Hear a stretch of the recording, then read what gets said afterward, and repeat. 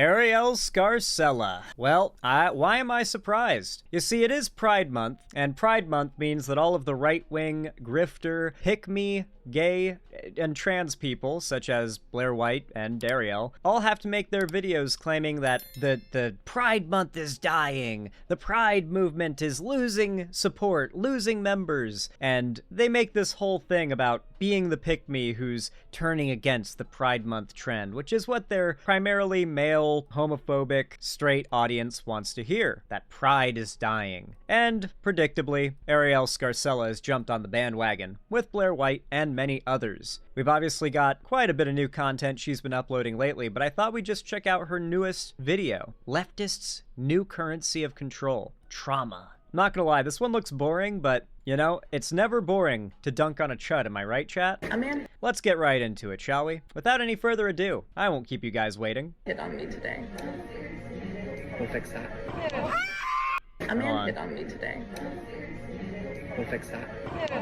Wait, Arielle Scarcella, you're a lesbian, right? Well, for those who don't know, Arielle she got big on YouTube because she would make, like, weird, sexualized, lesbian fetish clickbait thumbnails where it'd be, like, her and some other girl, like miming out eating pussy in the thumbnail, basically, and it's meant to get the clicks of, like, horny 13-year-olds. That was how she blew up on YouTube, and then she shifted into the right-wing slop that she makes today, around, like, 2019, 2018, I want to say. But she is a lesbian, so why is she upset at that joke? That joke is a lesbian joke. I don't find that joke funny. This joke I don't find funny because it's for lesbians. A man hit on me today. We'll fix that. Arielle, don't pretend like you don't get that joke and like you didn't find it a little bit funny. You are a lesbian. You've been hit on by men and probably don't like it because you're not into men. Are you really gonna pretend like, at least for lesbians, that wasn't a good joke? Maybe I'm nitpicking. I'm just saying. As we navigate 2026, the line between calculated content and vulnerability, actual vulnerability, has been completely blurred. When most of our painful experiences become currency for engagement, what happens to the actual person behind the scenes? From what I've witnessed, it is a complete show. We're gonna dive into it. Welcome to another psychological deep dive. There are 4 main reasons, in my opinion, why we've arrived at this point. Well, how are those two clips related? I think what Arielle Scarcella is trying to argue with this video, badly and falsely, but arguing it nonetheless, is the idea that the left likes to use a veneer of sincerity and vulnerability in order to garner sympathy. I don't know to what end she's going to argue it's for. I definitely know of individuals who have these traits. What she's describing here sounds more like a covert narcissist to me. So I'm guessing what she's going to try to do is find individuals who have like seemingly surface level covert narcissist traits and then try to pathologize that as features of anybody who's on the left or like a widespread issue on the left. That's my guess. Follow me on Facebook for more content that I don't post on this channel, by the way. If you haven't done that already, also subscribe. Let's go. The trauma algorithm. We all know that your For You page prioritizes highly emotional or rage bait type content that's going to get more likes, more comments, more saves, more shares, thus equaling more watch time. You're part of that problem, you know. And to a degree, I am too. You know, like, I recognize that, unfortunately, if I make a video that's, like, debunking... I'll run an A/B test on it whenever I put this video out. I could make the title and thumbnail just a very flat, like, Debunking Arielle Scarcella's Incorrect Arguments. Or I could call it Destroying Arielle Scarcella with My Facts and Logic. And unfortunately, the secondary option, the latter, is probably gonna end up getting the most clicks, you know? That's just, when you're an internet guy or girl, you want clicks. You kind of need them. So you're part of the problem too, and so am I, but that's just the internet. That's the algorithm. We're all just trying to survive. I spoke about this a video or 2 ago where I said it makes sense that these companies want you to spend more time on their site. More time on their site means more watch time for their advertisers, which means more money for them. So it makes sense that they're Off topic, but isn't it funny how it feels as though all these tech companies trying to make changes with the goal of getting people to stay on the platforms actually leads to a drop in retention?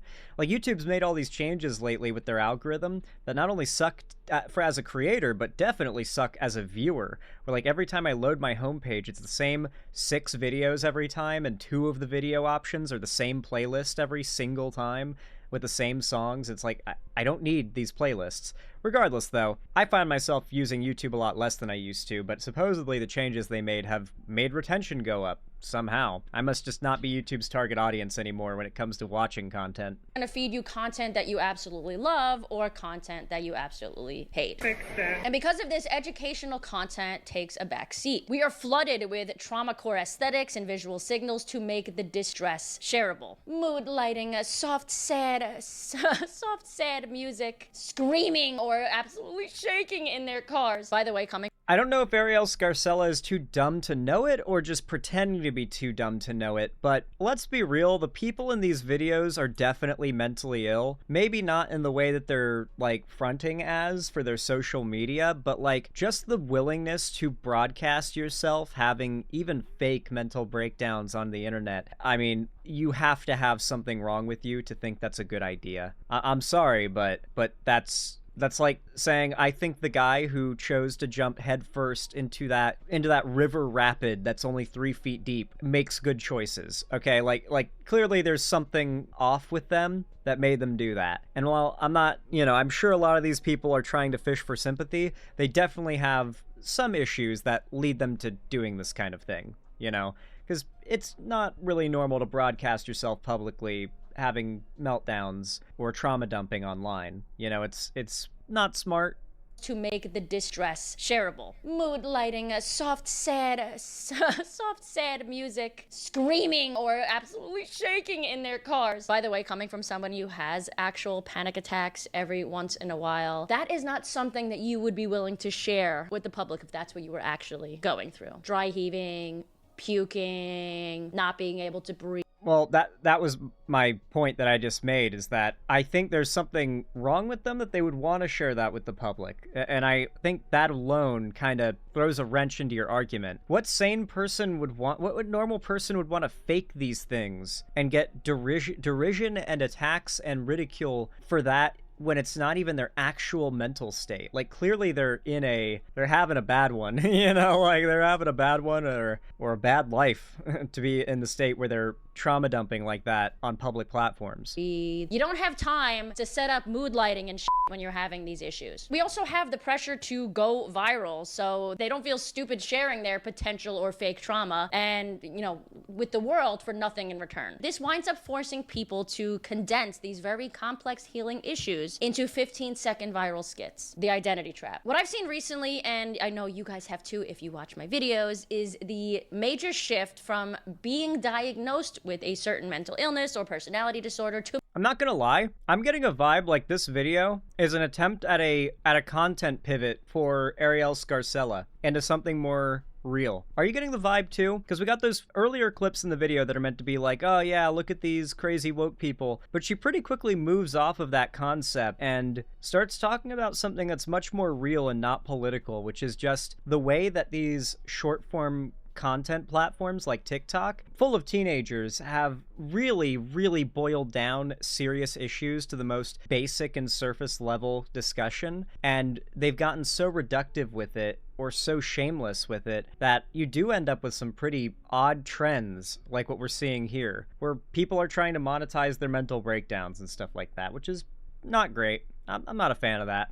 Making it your entire identity. I have an anxiety disorder. I've been on medication for 10 years. Bet you didn't know that. I don't talk about it often on this channel because it has nothing to do with my personality or my identity. It is just something I have, not something I am. For most of these people who make these types of content, their illness is their identity. It's gotten so bad that there are content creators. I mean, that is just low-key.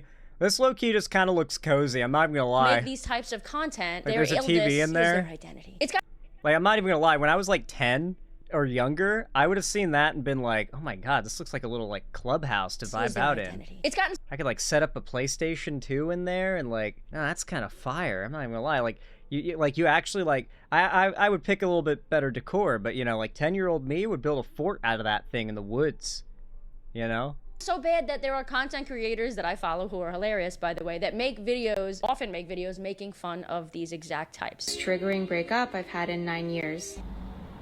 What, so you want to break up? Okay.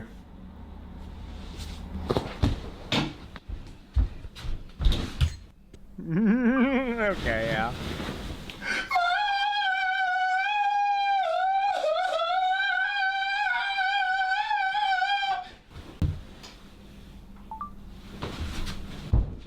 People are self-diagnosing, and mental and physical illnesses have become a social currency, so to speak, in woke and online circles. They know it'll get them attention, and because they're not truly healed, they will continue to seek outside validation for their own self-worth. It's why we've seen people faking Tourette's, depression, being trans. Antidepressants are Nice one. Hey, you know, faking mental illnesses, there is actually a medical condition that that's called, that has a name.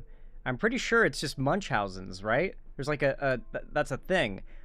Also, are you claiming that trans people are like mental illness fakers? Because that doesn't seem to be the consensus of the psychological sciences or biological sciences or medical communities at all. Like even a little bit. Yeah, Munchausen by proxy, is that what it's called? Can you even fake depression? I feel like if you fake being depressed, you're probably depressed. Yeah, her arguments here are very, like, it's very surface level correct, right? Like, on the surface, you look at these people, and it's like, oh, these are probably just normal teenagers or whatever, faking mental crises to post online for views. But the fact is, like, let's say you see a video of a girl crying on a TikTok about a breakup, chances are she can cry at will. I don't know how many women you've met that can cry at will, but they've all gone through something really bad. Like, and it's left a bit of a mental scar on them. And it's just a number of little things like that you notice in these videos where it's like, okay, maybe it's being played up or monetized for content or whatever on these TikToks or these little viral videos we're seeing, but the people doing that are definitely legitimately mentally ill behind the scenes. Like, these teenagers who are, like, self-diagnosing themselves on Reddit or whatever, maybe they're wrong about the diagnosis, but they're probably not all... They probably got something. They're probably right that they have something. I think most people who are 100% neurotypical don't even consider whether or not they aren't neurotypical. Because they probably have a pretty easy time with things generally. Overprescribed in the United States, so much so that Kennedy is actually pushing to curb them a bit more, and trust me when I say people are absolutely going nuts over this. Illness becomes identity because social status is dependent on oppression. And because of number one, the trauma algorithm, the online space actually winds up creating this never-ending feedback loop, and it actually rewards people for staying in a state of crisis instead of actually taking the time, doing the work, and progressing. Think I'm gay. No, wait, I'm non-binary. No, wait, I'm trans. No, wait, I'm actually now like, Who's doing this? Like, what percentage of trans people would you say are, like, flip-flopping between identities at all times? Because y'all have been talking about this, like, fantasy trans person for a decade now, and I've met hundreds of trans people at this point, and none of them have been like that. So when am I going to meet the one of this epidemic of flip-floppy identity shuffling trans people? When am I going to meet one? If they're everywhere, when will I meet one? In a wheelchair. Pick a fucking struggle, bitch! Now we have people getting views, likes, comments, sympathy, actually doing no work on their own to truly heal. I mean, who is surprised that we run into videos like this?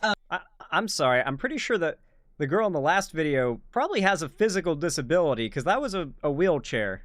Maybe there's more to that I don't know about, but maybe... Do you think Arielle Scarcella is one of those people that don't know that there are people who have a wheelchair they use some of the time? Because I remember there was some kind of, like, drama over this where a guy was seen out of his wheelchair walking around, and then got in it and tried to go into some kind of venue, and the security or something had seen him out of the wheelchair walking around before, and like claimed he couldn't bring it in, or that he wasn't allowed to have it or something like that, or he couldn't come in, or he was faking a disability. And the reality was that, oh, no, you know who it was? It was a streamer. Oh, no, I remember. It was this streamer drama where there was this streamer who, he was a disabled streamer who was, like, said to be unable to, who was, like, a streamer who was on, you know, who was disabled. And one day he stood up and walked away, and everyone was like, what the fuck? He can stand up? And it was just a bunch of people that didn't know what his actual condition was, and that 90% of the time he's in the wheelchair, but if it's something like getting up to grab something across the room, he'll stand up and walk over to it. It's not comfortable, it's not ideal, but like it's easier than manipulating the chair. But that blew up into like a big thing, and so many people had no idea that people who use wheelchairs don't necessarily need them 100% of the time, but they need to always have access to it. Maybe I'm wrong, but that feels like maybe Arielle's doing that. Mental health matters for you, #wheelie. Yeah, I'm pretty sure she's got that for a reason. Those are not cheap. No work on their own to truly heal. I mean, who is surprised that we run into videos like this? People shouldn't have to work to prove their value to you. In fact, people shouldn't have to work. These beliefs... I mean, unfortunately, it's a truth nuke, but the left is very bad at finding digestible voices to present their ideas. Sadly. Well, what's being said here is an absolute truth nuke. No one will take it seriously. Who remembers the anti-work subreddit thing that happened? Do you guys remember that? When like the anti-work movement was actually starting to get some traction and attention, and there was a subreddit dedicated to anti-work, and one of the mods agreed to go on Fox News. The whole subreddit said, don't do it, don't do it. But we had this like super duper awkward 32-year-old trans woman, I think, go on there. The first thing the Fox News reporter does is ask, what's your job and how many days and hours of work a week do you work? And obviously they say like, well, like 10 hours a week or something like that. And they go on a diatribe about how work is exploitative and bad, and what they're saying is true, but they're like stuttering it out. They can't defend any of their arguments. And then on top of that, the person themselves like doesn't really work any more than the absolute bare minimum to get by financially. And it's like, okay, not the best representative of the anti-work movement. We're maybe not the best. Yeah, kind of an optics nuke. Anyone remember that? Like, that's how the anti-work movement just died. Like, overnight after that Fox News interview, that movement died. The subreddit just died. In fact, people shouldn't have to work. These beliefs definitely stem from this. Think about it. If you don't have to work to heal yourself, why should you even need to do the work to feed yourself, to house yourself? The entitlement energy is very real. And the government loves this, by the way. The government... Oh, yeah, the mod. Okay, so the moderator that went on Fox News kept getting criticized for the bad performance on the anti-work subreddit, so she changed her pronouns and then retroactively used all of the tweets of people who were using her preferred pronouns before and had that written out, said, now you're misgendering me. Now you're using the wrong pronouns, because the pronouns were now different, and banned all those users for misgendering. And yeah, like genuinely, like it honestly sounds like a CIA programmed AI more than a real person. You know what I mean? Loves when you depend on them. Even if people are actually going to therapy, somehow they're learning to use it to control others, or at the very least make excuses for their horrible behavior. Listen to this woman who explains how leftists, specifically leftist women, have weaponized therapy recently. Can we talk about the fact that liberal women have completely weaponized therapy? They have completely weaponized it to excuse their self-indulgent behavior. And listen, yes, I know.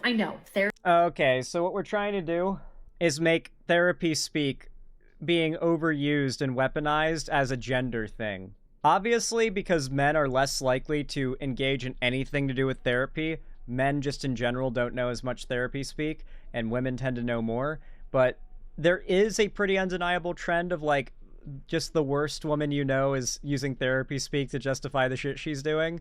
But I got a saying. Women are just men with less muscles. All right? If men knew the therapy speak, they would be doing the same shit, okay? They would be. Therapy can be a very good thing, but there is a trend now of people using absolute psychobabble phrases just to excuse selfish behavior. And it's this repeating death spiral cycle of women just egging each other on, the therapist validating terrible decision making, the girl then feeling miserable, so she has to keep going to therapy with the therapist who will continue to push her to make these bad decisions. So for the most part, no, you're not setting boundaries. You're just a bitch. Believe it or not, I actually agree with Alok or Alok and Dylan in this clip. Trust me, I don't agree with them on very many things, but this one clip, watch it and I'll explain. What were the steps that you think that someone like I needed to take in order to get through that healing? I think a lot of people don't have a self-concept. They only know themselves through what their parents, their religions, their cultures have told them that they should be. Mm-hmm. And in order to heal, you have to break up with that false self that was created to please the people around you and actually ask yourself, who do I want to become? It's not... Truth nuke. Truth nuke. No, I actually think this is pretty evil on Arielle Scarcella's part. I take back what I said before. This is not an attempt at a content pivot. This is an attempt to try and smear actual good mental health advice because you have an ideological opposition to the aesthetics of it, and you want to get people to be opposed to it as well for said aesthetics. Like, you're just trying to use the bad optics of the people saying it. And when I say bad optics, I mean, like, I'm sorry, but if someone's like, trans or gay or cross-dressing or anything like that, the average American who is a mini Hitler won't listen to anything they say. So all you have to do is have a trans person say something based, and you'll get the average American to say, oh, I guess that based thing is wrong. And that's what Arielle is doing here. Even who am I? Because that's too tall of an order. How do you know if you've not experienced it?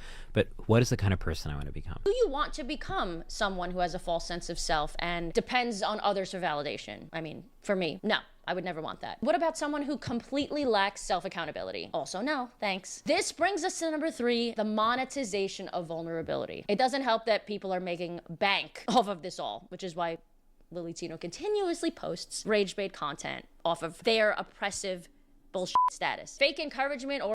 I like that she admits it's rage bait. But yeah, for those who don't know, that is a trans creator who, like, from what I understand, baits people into, like, transphobic confrontations and records it for, like, viral content. You could argue there's a sense of, like, praxis to it, but the effect it's had on the internet culture has been quite negative. Like, because she kind of makes herself look deserving of some kind of, like, ridicule, and that's all people pull from it. They don't really see the transphobia as a phobia or an ism of any kind. They just see it as, like, being rude back to a rude person.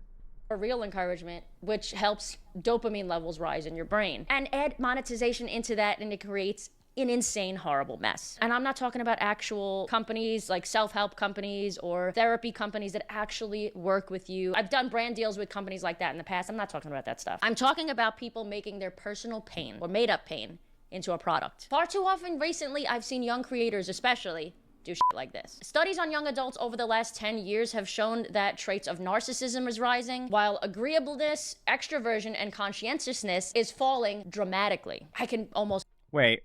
Did we just have a illiterate Arielle Scarcella moment there? Into a product. Far too often recently, I've seen young creators especially do shit like this. Studies on young adults over the last 10 years have shown that traits of narcissism is rising. She can't fucking read. The word narcissism doesn't come up once here. I'm pretty sure she saw neuroticism, which is mental illness.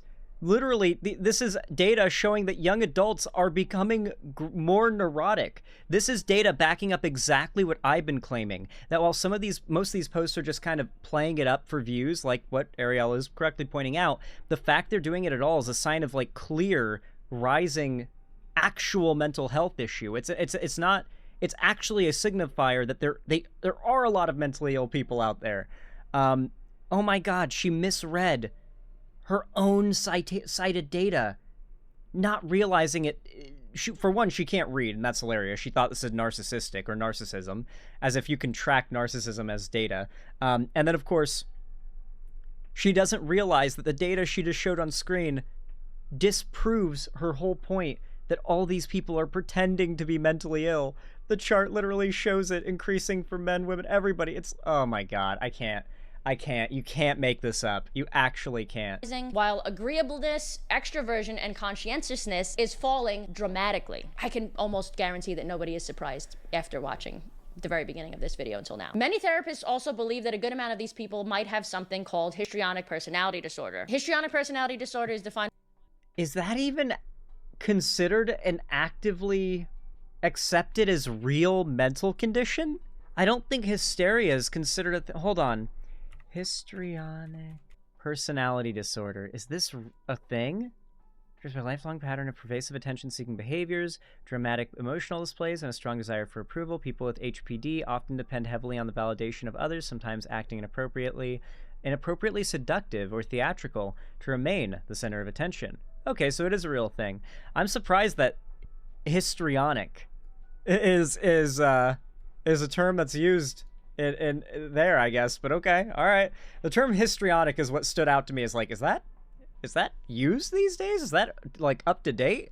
Yeah, honestly, I'm glad I've learned of this because holy shit, I have a name for certain kinds of people I've met.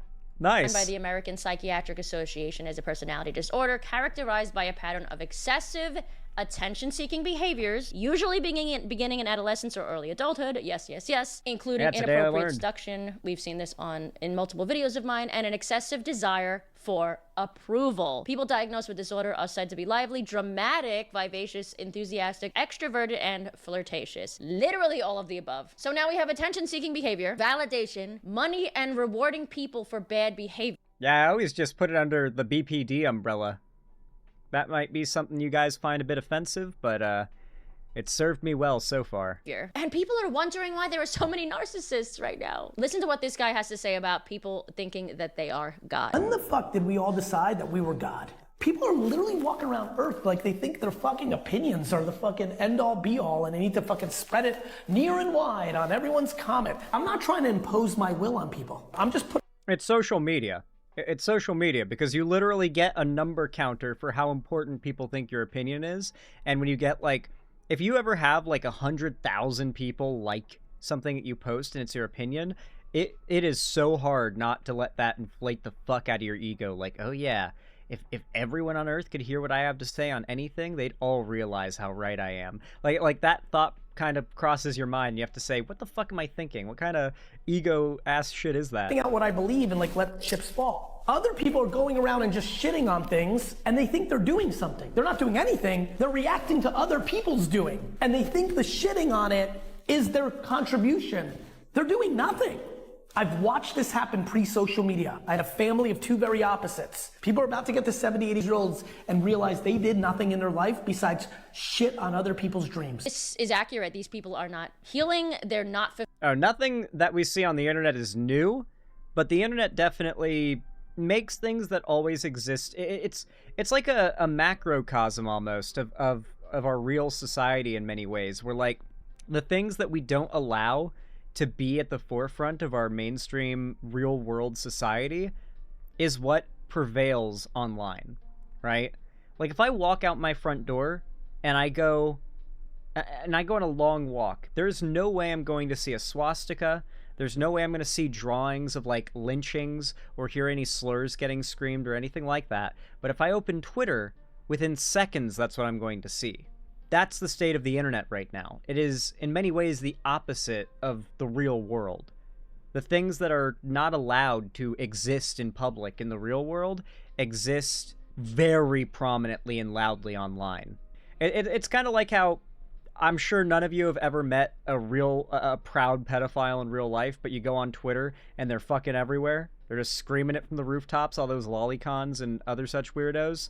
It's like the internet gives these people the power and the anonymity to be proudly the worst that they can be. When in the real world, someone could put hands on you if you say something too out of pocket. And so you keep your mouth shut if you don't have anything nice to say. On the internet, people go out of their way to be mean. fulfilling their life's purpose, and most of the time they wind up in this endless psychotic circle dump of trauma without boundaries. Oversharing is also a very real issue that society is facing as of late. The digital psyche or energy has become super negative. Before on the internet we had cat videos, we had fun viral prank videos. Now we have made-up identities, unhealed adults crying in their Okay, no, let's not rewrite history. Okay, the early internet was full of cartel beheadings, and we had tons of videos on YouTube that were about making fun of anybody who embarrassed themselves online. We had mean comments and bullying. The star system was used plenty to review bomb certain channels or to like dislike bomb certain channels. There were tons of toxic creators back then. I won't lie that social media has gotten worse, but I really can't stand having the history I was there to witness rewritten, okay? 2016 was not an amazing year, okay? All right, the internet wasn't this super kind, chill, sincere place pre-2010. All right, like you couldn't get away with saying anything on social media in 2015. That wasn't a thing. All right, I'm tired of hearing history get rewritten. car or in their jobs because they have to work and they have to, quote, do something for society. Yes, you should do something for yourself and for society. Because we have replaced truth with equity, we have devolved into this. Maybe you do need actual therapy. Maybe you don't have autism and just have a really terrible personality disorder. Or maybe you're just a piece of shit. Listen to this guy explain it perfectly. Why does the world feel like it's gone mad? Why can't we agree on even the most basic facts? Wait, are we getting a clown world video in 2026? Brother, who do you think is running the world right now? Who's the fucking clown, dog? What a man is, what a woman is, what's real and what's not. It isn't confusion or coincidence, it's the logical outcome of a society that has replaced truth with equity as its highest value. Equity, the pursuit of equal outcomes rather than equal opportunity, sounds compassionate, but when elevated to a moral absolute, it becomes tyrannical because that's not what equity is, by the way. Reality itself is unequal.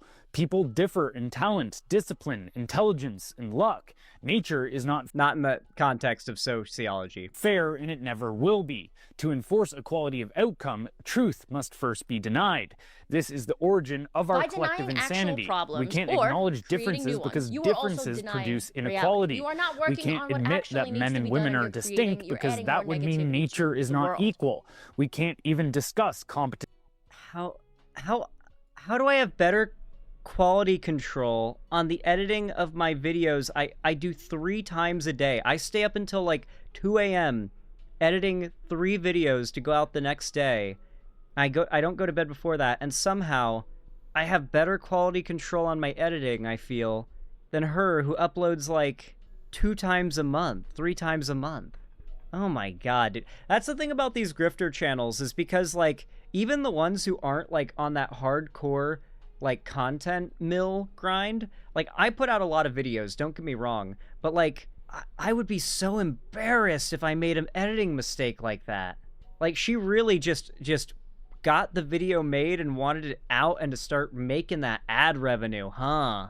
You see this a lot with these grift channels who I think it was the Quartering who got called out for turning his entire channel into just stolen shorts content, and he would just have like immense amounts of editing errors because he was just so haphazardly throwing the slop together to put on his channel.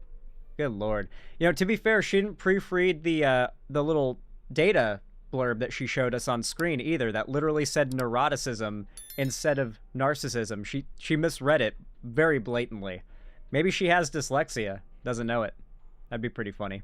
Anyway, if you did enjoy this one, leave a like and a comment, maybe subscribe. Thanks for watching.